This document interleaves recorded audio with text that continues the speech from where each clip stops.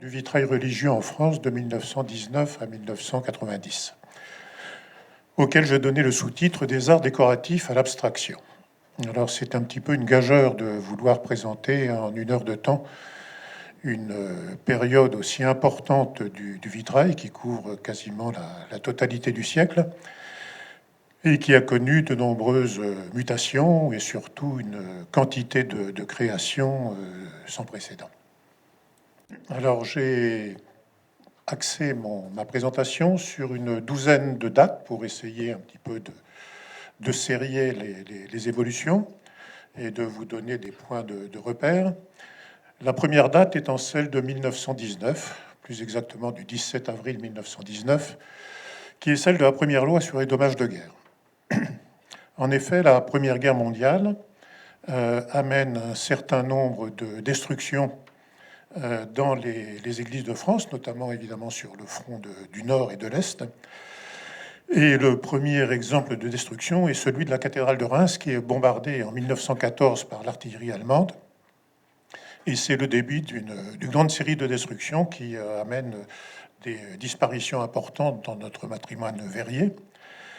Et on va avoir un certain nombre d'édifices importants qui vont être touchés par ces destructions. Alors ici, c'est la carte qui a été dressée après la guerre de ces destructions, justement, avec ce qu'on appelle les zones rouges, c'est-à-dire celles qui ont été le plus intensément bombardées et détruites par fait de guerre. Les lignes allemandes et françaises ont bougé pendant les 4 ans qu'ont duré les hostilités, et certaines zones ont été plus atteintes que d'autres. Alors on retrouve à peu près tous les fronts d'affrontement des armées françaises, anglaises et allemandes, qui vont des Flandres à l'Artois, en passant par le front de la Somme, évidemment, le chemin des Dames, le site de Verdun, qui fait l'objet d'intenses bombardements. Et donc, sur ce front, on a des destructions très importantes, des édifices comme la cathédrale d'Arras, cathédrale de Cambrai, cathédrale de Noyon, la basilique de Saint-Quentin, la cathédrale de Soissons. Donc, tous ces édifices sont en tout partiellement en ruine. Et évidemment, tous les vitraux qui s'y trouvaient sont détruits du même coup et sont à reconstituer. Dès le bombardement de la cathédrale de Reims, on avait procédé à un certain nombre de déposes des vitraux les plus anciens, mais tout ce qui était postérieur au Moyen Âge, notamment l'importante quantité de vitraux 19e, est détruite, soit par les bombardements, soit par le souffle des explosions, puisque les vitraux sont évidemment très, très fragiles et très sensibles à ce genre d'agression.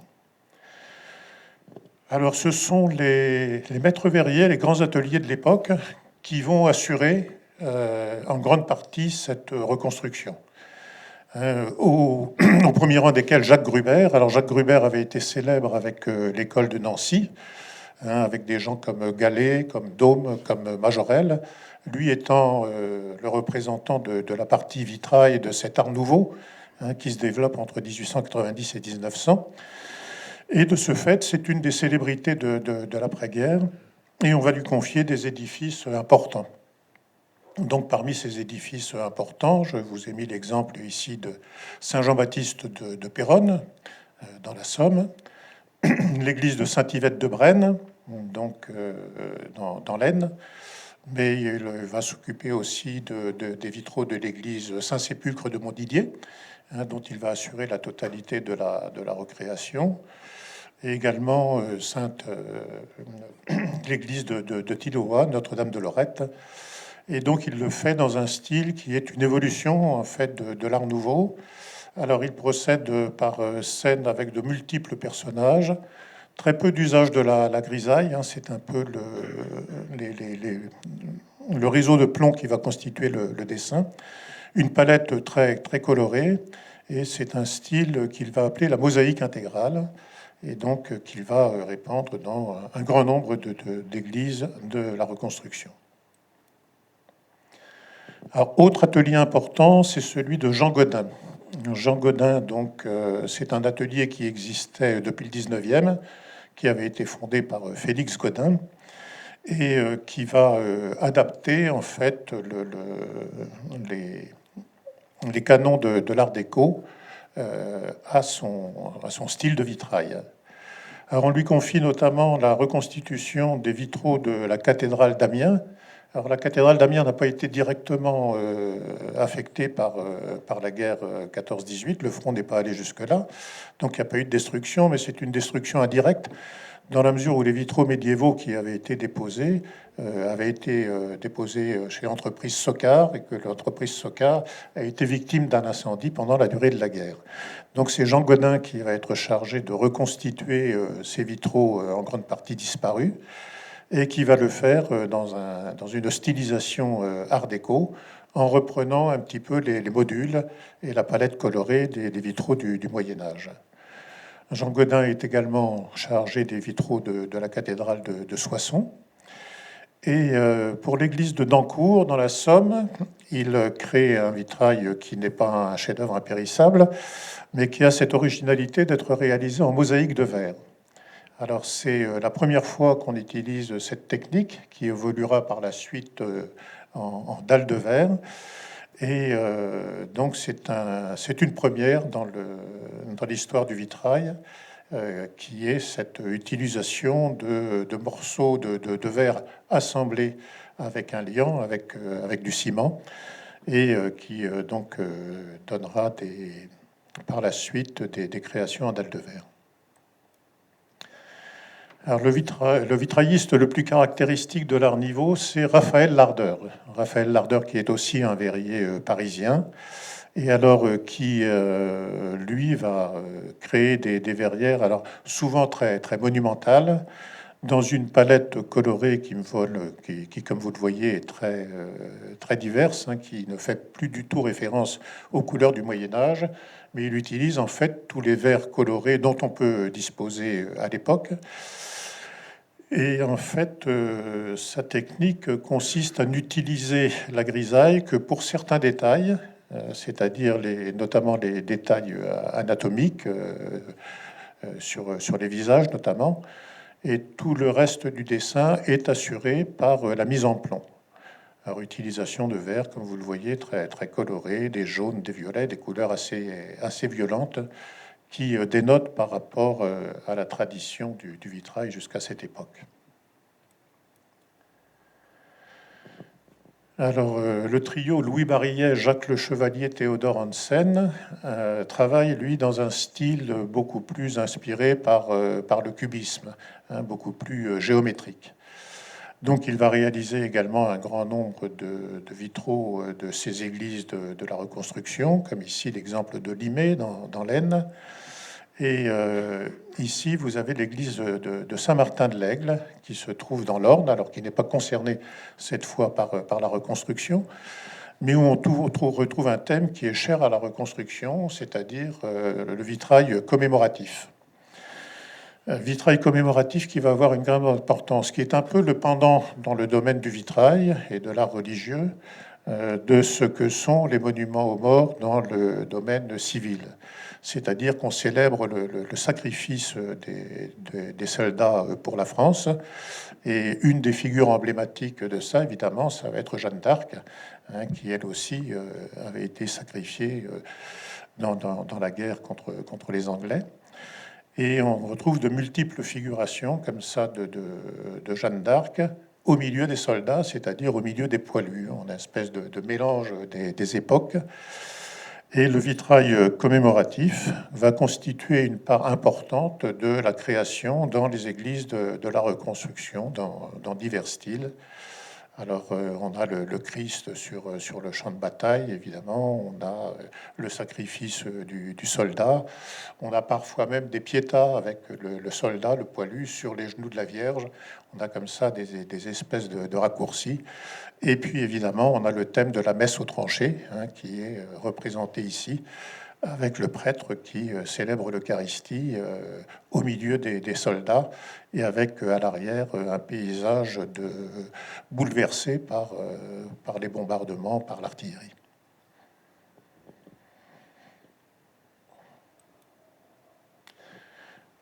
Alors, un des artistes les plus originaux de cette période, c'est Louis Mazetier. Louis Mazetier qui compose dans un style alors très géométrique, très art déco, sur des palettes qui font appel au gris coloré, comme vous le voyez ici, et qui va... alors, c'est un peintre, Louis Mastier, c'est-à-dire qu'il va avoir recours à différents verriers, mais lui n'est que le cartonnier. Alors ici, il travaille avec Marcel Delange pour deux églises du département de l'Aisne, l'église de Bruyères et Montbérault, et celle de Coucy-le-Château. Alors Coucy-le-Château, c'est un château du Moyen Âge, très célèbre, et qui va être en grande partie détruit par des bombardements. Le donjon de Coucy, qui était un des plus beaux fleurons de l'architecture médiévale fortifiée, va être entièrement détruit par des bombardements allemands, de même que l'église. Alors l'église sera reconstruite et pourvue de ses vitraux. En revanche, le donjon de Coucy ne sera jamais reconstruit. Alors, deuxième date que j'évoque ici, 1925, l'exposition internationale des arts décoratifs. Alors évidemment, le vitrail a sa place et une place de première importance dans les arts décoratifs, mais à l'époque, on a encore beaucoup de productions dans le domaine du vitrail civil. Hein, c'est ce qui est évoqué dans l'ouvrage de Jacques Gruber que vous voyez ici. Et dans cette exposition des arts décoratifs, on a une église qui est construite, l'église du village français. Et dans cette église, on va demander aux différentes sociétés artistiques religieuses d'exposer. Chacune d'entre elles disposant d'une chapelle pour présenter ses productions. Et on a ici donc celle produite par la Société de Saint-Jean. Et on y retrouve un certain nombre d'artistes, des fresques donc de Marais et de Georges Desvallières, des fresques également de Maurice Denis. Maurice Denis qui va être un petit peu le leader des ateliers d'art sacré. Et on trouve à la fois des peintures, des sculptures, du vitrail. Et donc, cette exposition des arts décoratifs va connaître un grand succès et va servir un petit peu de modèle. Expose parmi ces gens qui présentent la chapelle les ateliers d'art sacré. Donc les ateliers d'art sacré se regroupent sous la bannière de Maurice Denis et Georges Desvallières, qui sont des peintres célèbres à l'époque, et qui vont réaliser un certain nombre de créations. Alors ce sont des groupements artistiques, c'est-à-dire qu'ils reconstituent un petit peu ce qu'étaient les corporations du Moyen Âge, c'est-à-dire que pour chaque discipline, on va avoir un maître qui va enseigner l'art à ses élèves. Donc parmi ces maîtres pour la peinture, on a Maurice Denis et Georges Desvallières. Et pour le vitrail, donc on aura Jean Hébert Stevens qui sera le formateur. Et donc ces gens travaillent en groupe et font des créations précisément pour les églises de la reconstruction. Alors Maurice Denis réalise ici un vitrail pour l'église de Férentre-Ardenois, dont l'exécution est confiée à un verrier qui est Marguerite Huré. Et donc, cette verrière est dédiée au fils d'un de ses amis morts au combat. Donc, on y voit le soldat emmené au ciel par un ange aux ailes tricolores, hein, c'est très, très cocardier. On a la représentation de Saint-Martin. Saint-Martin, c'est le saint du 11 novembre, donc, qui figure sur cette verrière. Et évidemment, on a Saint-Louis, qui est représenté aussi, qui est par excellence le saint guerrier français, celui qui a mené les croisades. Et les créations donc, de ces ateliers d'art sacré restent rares dans les églises de la reconstruction. C'est très minoritaire, mais connaissent une grande notoriété du fait de leur exposition dans les grandes expositions internationales. On a également le père Marie-Alain Couturier, alors qui réalise cette verrière là pour la crypte de la cathédrale de Chartres qui n'est pas concernée par les destructions, mais donc Alain Couturier fait partie de cette équipe des ateliers d'art sacré et il réalise une série de verrières pour une des chapelles de la crypte de la cathédrale de Chartres. Et enfin, on a Valentine Reyre, alors qui, elle, appartient à une autre association qui est celle des artisans de l'hôtel et qui réalise des vitraux pour l'église de Venduil, dans l'Aisne, église qui a été pratiquement détruite par la guerre 14-18, donc dans l'église neuve qu'on reconstitue à ce moment-là, elle signe la totalité des verrières. Alors ils vont avoir une influence du fait de leur présence dans les grandes expositions des années 30, hein, exposition des arts décoratifs, exposition coloniale, mais vont assez peu finalement intervenir sur le terrain, la plupart des verrières étant réalisées par des ateliers spécialisés. Jean Hébert Stevens, alors c'est aussi une des grandes figures de l'art sacré de cette époque. Alors, il va travailler avec Maurice Denis notamment, et il va donner une importante contribution à la reconstitution des vitraux de l'église de Roye dans la Somme. Alors, l'église de Roye avait été à ce point détruite qu'on décide de ne pas la reconstruire entièrement. On va restaurer le chœur, hein, comme vous le voyez sur la photo. Et pour les transepts et le clocher, on va faire une création nouvelle. Et c'est sur la partie ancienne que va intervenir Jean Hébert Stevens avec une série de vitraux dans le style de ce que vous voyez ici. L'épouse de Jean Hébert Stevens, Pauline Peunier, participe aussi à cette reconstruction et crée des maquettes de vitraux dans un autre style. C'est ce que vous voyez ici pour la cathédrale de Senlis. Alors, autre date importante, 1931, ce sont les chantiers du Cardinal. Alors, les chantiers du Cardinal, c'est une grande entreprise qui est lancée par le cardinal Verdier, qui va donner son nom à l'opération. Et le cardinal Verdier donc, constate que dans les diocèses voisins de la capitale, l'afflux de population est important et que ces gens qui arrivent dans des banlieues qui sont en cours de construction n'ont pas d'édifices cultuels. Et donc, il va tenter d'y remédier en lançant une grande campagne de construction d'églises. Au total, il y en aura plus de 100 qui seront construites, des églises neuves. Et à travers cette construction d'églises, on va lancer une grande souscription nationale pour édifier ces édifices cultuels. Et donc, on va avoir recours évidemment à des artistes contemporains, à des artistes modernes.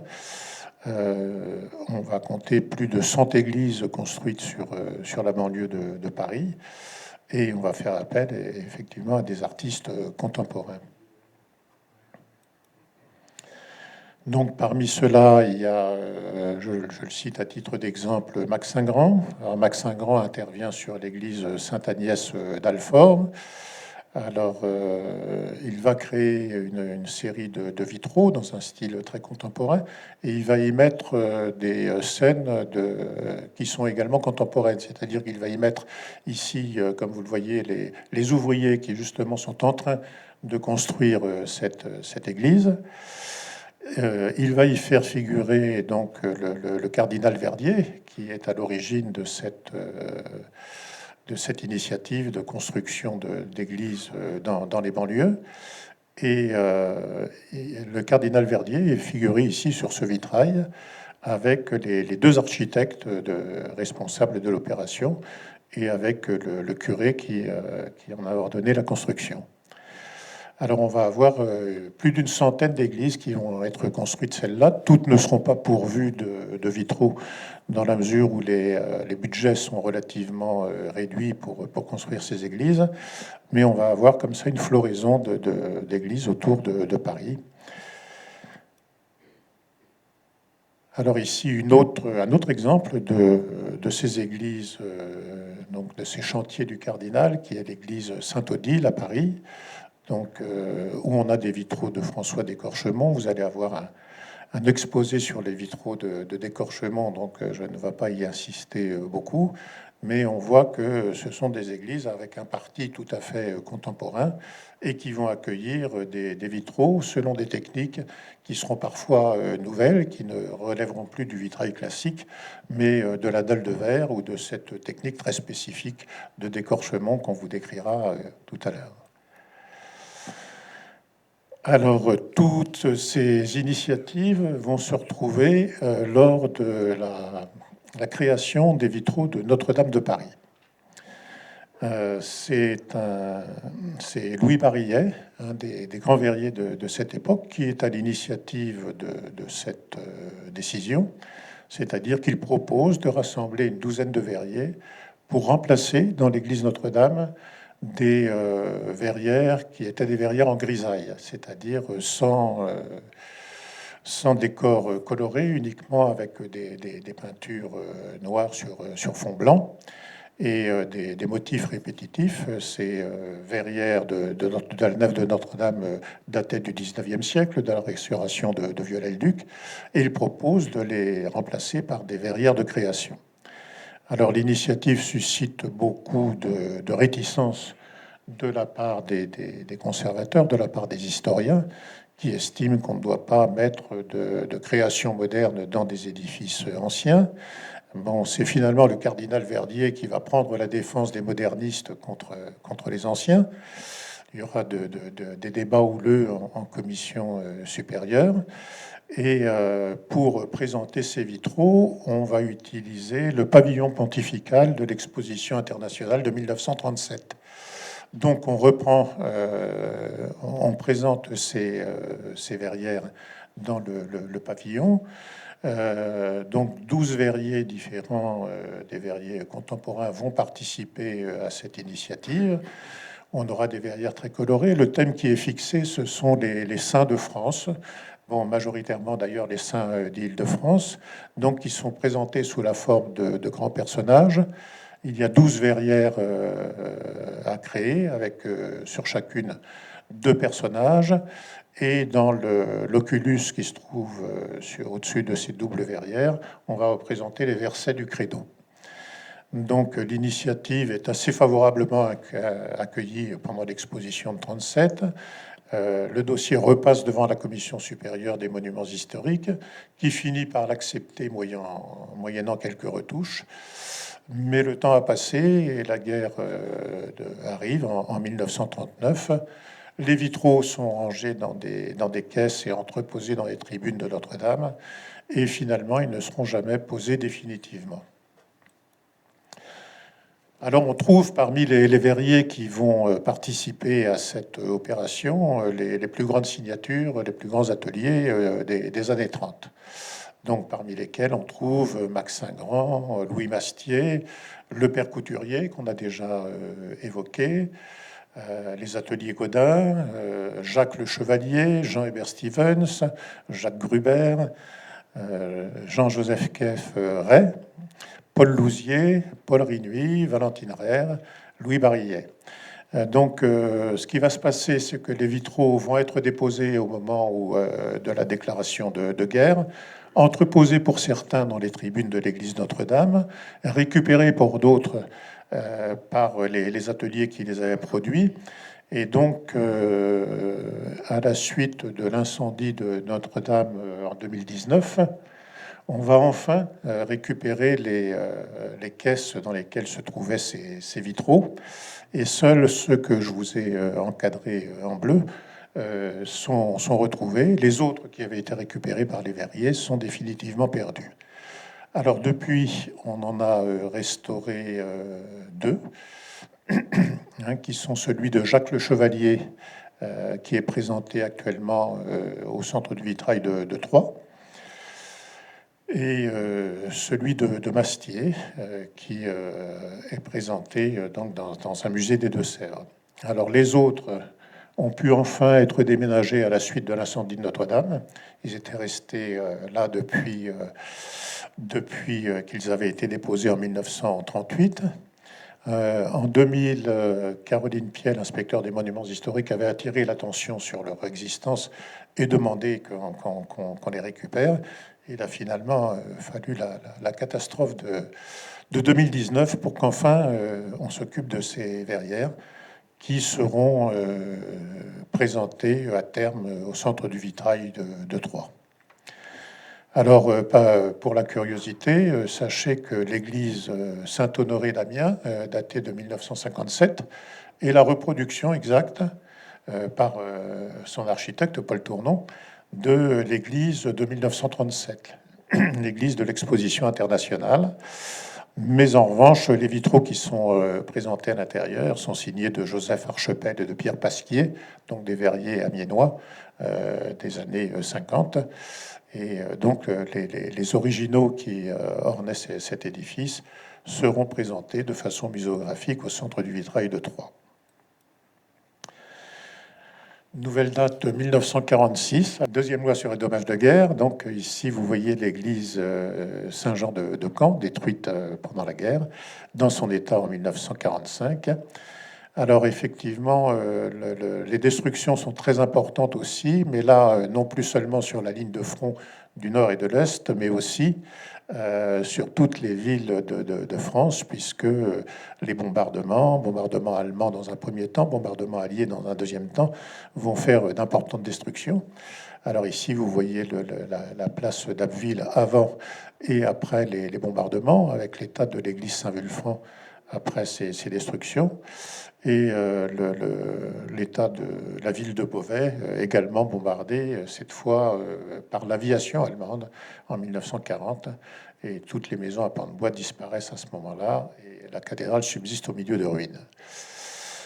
Dans la cathédrale de Beauvais, donc la chapelle d'Axe, on va commencer après la guerre à remonter les vitraux du XIIIe siècle qui avaient été déposés, et on va demander aux verriers, Jacques Le Chevalier et Jean Barillet, de faire des créations dans le style et dans la coloration des verrières médiévales. On va leur demander non pas de faire un pastiche, mais de faire quelque chose qui se rapproche au niveau de l'échelle, au niveau de la coloration des vitraux du XIIIe qui ornent la baie d'Axe.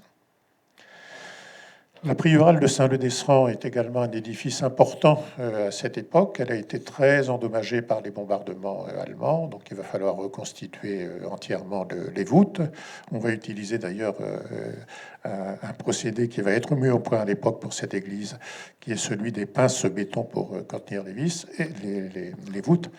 Et on retrouve les mêmes verriers, Max Saint-Grand, Pierre Godin, Jean Barillet, Guy Le Chevalier, qui vont réaliser un programme. Alors, l'édifice va être découpé en tronçons, en quelque sorte. On va réserver le chœur à Max Saint-Grand, les bas-côtés à Godin, les baies hautes à Jean Barillet, les baies de la façade à Guy Le Chevalier.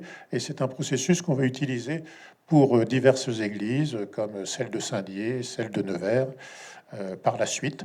Donc, pour Blois également, on va partager entre un certain nombre de verriers un programme unique.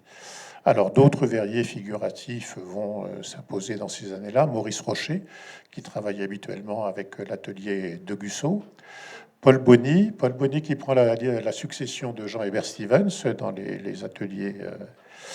Et Gabriel Loire, un verrier aussi important, qui fait ici les vitraux de Sainte-Mère-Église, qui rappelle l'épisode du parachutage des soldats anglais sur Sainte-Mère-Église en 1944. Une église qui va marquer cette époque, c'est celle de Saint-Pierre d'Yvetot. Alors Yves Marchand, son architecte, conçoit un édifice tout à fait hors norme, puisque ce sera un édifice de plan circulaire. Il confie les sculptures extérieures à Colamarini, un sculpteur qui travaille le béton à fresque. Et l'ensemble des verrières va être réalisé par Max Saint-Grand. Max Saint-Grand qui avait déjà fait l'église de Maison-Alfort, que je vous ai présenté tout à l'heure, et qui ici réalise une verrière unique, circulaire, de 1046 mètres carrés d'un seul jet, et où les saints de Normandie entourent le Christ en croix qui forme la scène centrale. Les années 50 voient aussi l'essor de la dalle de verre. Alors la dalle de verre n'intervient pas dans les monuments historiques parce qu'elle n'est pas adaptée au remplage des églises gothiques, mais dans les églises modernes, elle va être très employée, et c'est le cas du Sacré-Cœur d'Audincourt, où on va faire intervenir Fernand Léger. Fernand Léger, qui va travailler avec un de ses élèves devenu verrier, Jean Barillet, lequel Jean Barillet va également travailler avec Jean Bazaine pour la création des verrières du baptistère. D'autres verriers vont se spécialiser dans ce domaine de la dalle de verre, comme Henri Guérin, ici pour l'église de la Pomarède, et Gabriel Loire, un verrier important de cette période-là, pour l'église de Couvin dans la Manche. Alors évidemment, la Manche, la Bretagne, les villes de la Loire aussi vont être des lieux importants de création, dans la mesure où les bombardements vont concerner les ponts de la Loire et puis les ports de l'Atlantique et de la Manche. Donc on va avoir énormément de création dans ces régions-là. 1950, une date importante, c'est la date où le père Couturier lance son appel au génie. Alors le père Couturier, il avait travaillé pour les ateliers d'art sacré. Il a passé la guerre aux États-Unis, où il a rencontré un certain nombre d'artistes émigrés comme lui. Et puis finalement, il en vient à renier son expérience antérieure en se disant que pour avoir une création contemporaine, il ne faut pas forcément prendre des artistes chrétiens, mais plutôt s'adresser à des artistes de talent. Il vaut mieux s'adresser à des hommes de génie sans la foi qu'à des croyants sans talent, tout art véritable et sacré. Alors évidemment, ça va susciter des réactions importantes au niveau du clergé, parce que c'est tout de même un petit peu difficile à faire avaler aux autorités ecclésiastiques de dire que finalement le talent peut se substituer avantageusement à la foi.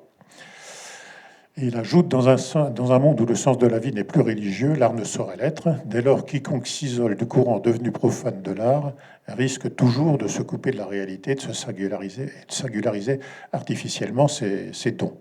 Ce qui est reconnaître que finalement l'art sacré ne peut plus être leader dans la création contemporaine, ne peut plus constituer l'avant-garde, mais qu'il faut que l'art sacré se rallie aux grands artistes qui parfois sont des artistes agnostiques, voire même athées. Donc je pense notamment à Matisse, à Le Corbusier, qui ne sont pas croyants, ou encore à Picasso ou à Fernand Léger, qui, eux, sont des matérialistes déclarés, sympathisants aux membres du Parti communiste. Donc, c'est des choses qui ont un petit peu de mal à passer au niveau des autorités. Et il défend ces théories donc, dans sa revue, L'Art Sacré. Et lui, en fait, est un petit peu le promoteur de ces artistes contemporains.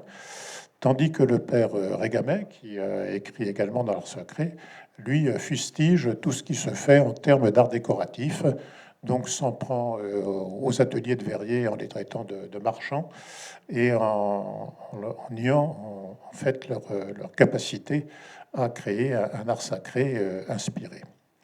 Alors l'édifice symbole de ces doctrines, ça va être Notre-Dame de toute grâce au plateau d'Assy, pour laquelle on va faire appel à une palette d'artistes. Le père Couturier va créer un certain nombre de verrières pour cette église. On va faire appel à des artistes célèbres à cette époque, qui le sont peut-être un peu moins maintenant, comme Maurice Brianchon, qui nous fait ici une Jeanne d'Arc, comme Paul Berceau, comme Jean Bazaine qui n'est pas encore un peintre abstrait à ce moment-là, il n'a pas encore franchi le pas, il reste figuratif, encore un peu. Et enfin, Marc Chagall, qui va dessiner les vitraux du baptistère. On fera également pour cette église des copies de tableaux de Georges Rouault qu'on recréera en vitrail au sein des ateliers de Paul Bonny. Alors en 1956, nouvelle étape dans cette adoption de l'art contemporain. Les vitraux de la nef avaient été confiés en 1954 à Pierre Godin, fils de Jean Godin qu'on a déjà évoqué. Donc c'était des grands personnages en pied qui ornaient les vitraux supérieurs de la nef. Pour les autres vitraux, l'architecte en chef va faire appel à des peintres. Il va faire appel à Jacques Villon, auquel il va confier une chapelle. Donc Jacques Villon compose un triptyque ici avec la scène, la crucifixion et les noces de Cana. Il va faire appel également à Bissière. Alors Bissière, c'est la première fois qu'on fait entrer des vitraux abstraits dans un édifice médiéval, dans un édifice classé. Et enfin, en 1960, il va faire appel à Marc Chagall. Marc Chagall, qui lui est de confession juive, et qui va donc composer une grande verrière sur les thèmes de l'Ancien Testament. Alors c'est Charles Marc qui se charge de la réalisation de ces verrières, parce que tous ces peintres ne sont pas verriers, donc il leur faut quelqu'un pour transposer leur œuvre en verrière. Et Charles Marc, de ce fait, va devenir l'interprète favori des peintres pendant toute cette période. Il réalise ici en Picardie les vitraux de Saint-Frambourg de Senlis pour l'auditorium Xifra. Pour Saint-Jacques de Reims, il va transposer les œuvres de Maria Elena Vieira Silva et de Joseph Sima. Et il va travailler ici à Saint-Wulfand-d'Abbeville. C'est lui qui va être chargé de la réalisation des maquettes d'un peintre américain, William Einstein, qui s'était établi non loin d'Abbeville après la guerre. 1959, c'est le ministère Malraux. Alors, Malraux est le premier ministre de la Culture. On avait auparavant une direction des beaux-arts au sein du ministère de l'Éducation. Et donc, Malraux va imposer sa griffe. Il va notamment prendre la décision de confier à Jacques Le Chevalier l'achèvement des vitraux de la nef de Notre-Dame de Paris, sur un thème abstrait relativement sobre, un vitrail en mosaïque et avec des bordures. Et il va décider d'un certain nombre de créations qu'il va confier à Marc Chagall. C'est un grand admirateur de Marc Chagall, donc il va lui confier notamment le plafond peint de l'Opéra de Paris. Et donc il va favoriser le recours à des artistes contemporains dans l'ensemble des édifices, notamment édifices de l'État, ce qui va susciter un certain nombre de commandes. Il va situer un petit peu le fait du prince, c'est-à-dire que plutôt que de mettre en concurrence des artistes qui ne l'auraient pas forcément accepté, des artistes de renom, eh ben on va faire appel directement à eux en passant par la commande publique. Alors en 1964, on a les vitraux de Jean Bazaine à l'église Saint-Séverin de Paris. Donc ce sont des vitraux cette fois abstraits. On avait vu que pour l'église d'Assy, il était encore dans la figuration. Là, il a franchi le pas, mais il le fait d'une façon un peu particulière dans la mesure où il se réclame de la non-figuration. C'est-à-dire que les vitraux qu'il va créer, là c'est sur le thème des sacrements, ces vitraux ne sont pas purement abstraits, c'est des vitraux qui gardent un sens, qui gardent une signification, qui pour lui représente quelque chose, même si ça ne passe pas par une représentation identifiable. Et pour Saint-Séverin de Paris, il va créer des vitraux sur le thème des sacrements. Donc il y a 8 verrières, il y a 7 sacrements, donc il va en faire 2 sur le baptême, et donc il va créer ces mosaïques colorées avec Bernard Alain et Henri Deschanais, qui sont les successeurs de Paul Bonny dans l'atelier Hébert Stevens. Alors cette école va connaître un grand succès auprès des inspecteurs des monuments historiques qui vont faire appel à des artistes de la même école, comme Jean Berthold, qui travaille ici à Saint-Servant-sur-Oust avec Le Barillet, Jean Lemoal, qui va faire tous les vitraux du chœur de la cathédrale de Saint-Malo, et puis Manessier, qui va travailler notamment sur l'église Saint-Bénigne de Pontarlier, dont il va faire la totalité des vitraux, avec l'atelier François Lorrain. Alors d'autres formes de d'abstraction existent, cette fois qui ne se réclament pas de la non-figuration. Ce sont des verrières qui sont purement abstraites, hein, qui revendiquent leur statut décoratif. Donc des artistes comme François Chapuis, qui avait été l'élève de Jacques Le Chevalier. Ici, Léon Zak, à Issy-les-Moulineaux, hein, qui est un peintre et illustrateur d'origine polonaise. Et pour la collégiale de Château-Thierry, Michel Gigon, qui fait appel à un verrier, Denis Picole, pour la réalisation technique de ses vitraux. 1977, ce sont les vitraux de Jean-Pierre Reynaud, qui va être assisté par Jean Moret et Gérard Hermet pour l'abbaye de Noirlac. Alors, Jean-Pierre Reynaud n'est pas proprement parlé un peintre, lui, c'est plutôt un créateur. Il est célèbre pour ses créations, notamment de ses collections de pots de fleurs, hein, ses installations, et pour sa maison, une maison qu'il construit petit à petit et qu'il couvre de carrelage de céramique blanc. Donc il va s'inspirer de ce thème des carrelages pour réaliser un certain nombre de verrières selon 13 trames différentes, et il va faire l'intégralité des vitraux de l'abbaye de Noirlac.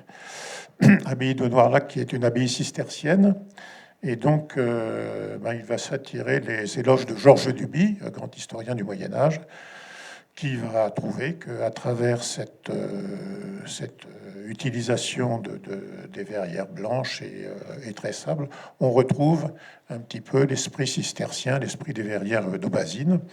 Et donc, Georges Duby va écrire un livre sur ces verrières de Noirlac. Un moment important aussi en 1977, la création du groupe Yalos. C'est-à-dire qu'un certain nombre de verriers vont trouver que le service des monuments historiques fait un peu systématiquement appel aux peintres et puis pas suffisamment à eux. La plupart d'entre eux ont suivi soit l'École nationale des beaux-arts, les cours de l'École nationale des beaux-arts, soit ceux de l'École nationale supérieure des arts décoratifs. Ils se revendiquent en tant que verriers décorateurs et vont faire en sorte qu'on fasse plus souvent appel à eux. Alors les fondateurs sont les deux qui sont en bas à droite, Claude Baillon et Gérard Hermet, mais bientôt vont s'agglomérer un certain nombre de verriers qui revendiquent leur qualité de créateur et qui vont avoir une influence importante dans les années qui vont suivre. 1980 est une autre date importante puisque c'est l'ouverture du Centre international du vitrail à Chartres. Alors le Centre international du vitrail va être un vecteur de diffusion de ce vitrail contemporain, va présenter des artistes, réaliser des catalogues, des expositions.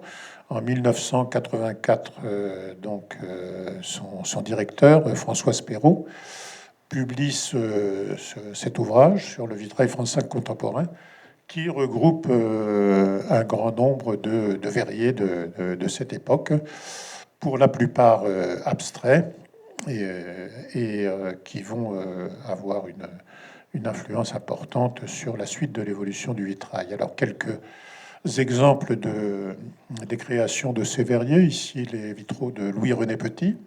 Donc, Louis-René Petit travaille beaucoup sur les verres plaqués et gravés, c'est-à-dire que vous avez des verres en deux couches, où on retrouve la couche inférieure par application d'acide, acide fluorhydrique, et donc on obtient ces effets de transparence. On utilise aussi des émaux, et puis le réseau de plomb joue un rôle graphique important dans le dessin des verrières. Vitraux de Jean-Dominique Fleury également. Jean-Dominique Fleury est un artiste qui travaille aussi beaucoup pour des peintres contemporains. Donc ici, des verrières qu'il réalise pour l'hôpital des Pèlerins à Pont.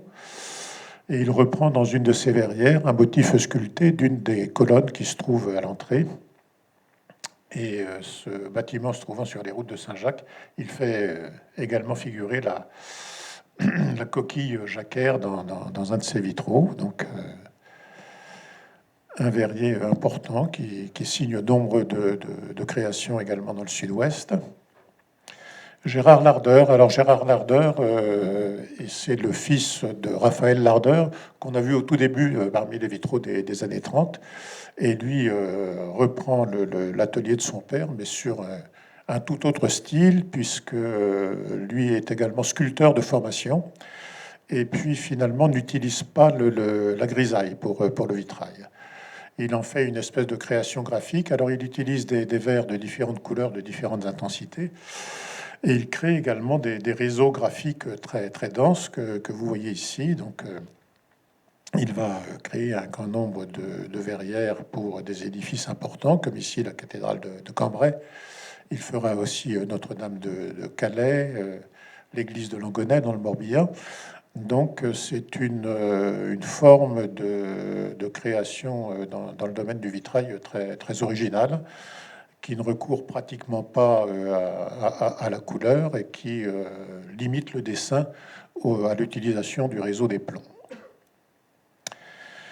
1981, encore une date importante. Alors, avec Malraux, Jack Lang est certainement le ministre qui a eu le plus d'influence sur l'évolution du vitrail et de l'art sacré, hein, puisqu'il dispose d'un mandat assez long qui lui permet de s'affirmer, et puis surtout d'une augmentation substantielle du budget de la culture au cours de ces années 80.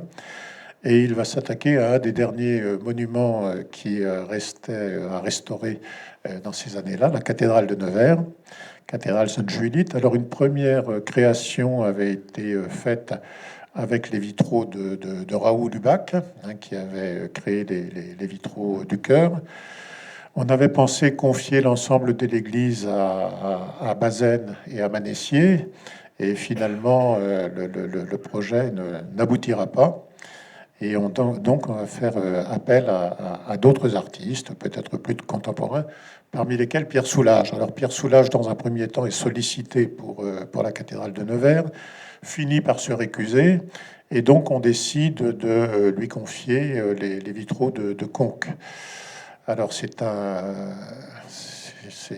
assez paradoxal de confier à un maître du noir et de l'outre noir la conception de vitraux. Mais finalement, il va y travailler avec Jean-Dominique Fleury, que j'ai cité précédemment, un verrier toulousain. Et tous deux vont mettre au point ce programme.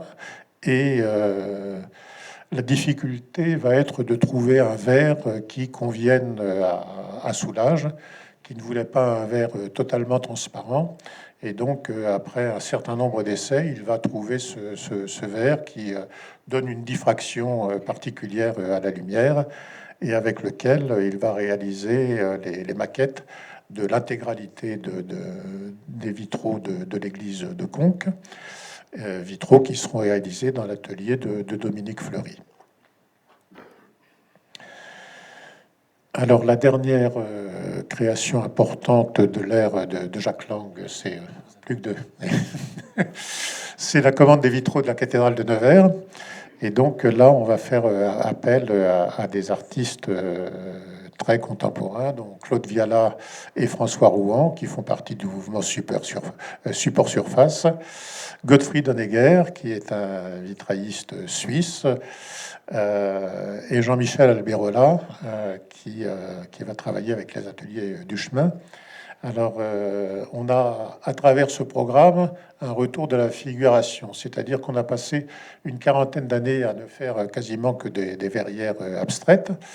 On avait renoncé à la figuration, et elle revient avec notamment Jean-Michel Alberola, qui va réaliser les vitraux du chœur. Et on avait également sélectionné Marcus Lepers, mais Marcus Lepers sera refusé par le clergé. Et donc, on redonnera les verrières qu'il aurait dû réaliser à Jean-Michel Alberola. Alors, en 1993, on a l'achèvement des vitraux de l'église Saint-Sépulcre d'Abbeville. Alors, c'est le dernier chantier mené par Alfred Manessier, qui décédera Même année 1993 d'un accident de voiture. Et donc, c'est sa dernière œuvre. Hein, il le fait dans un style qui abstrait, qui est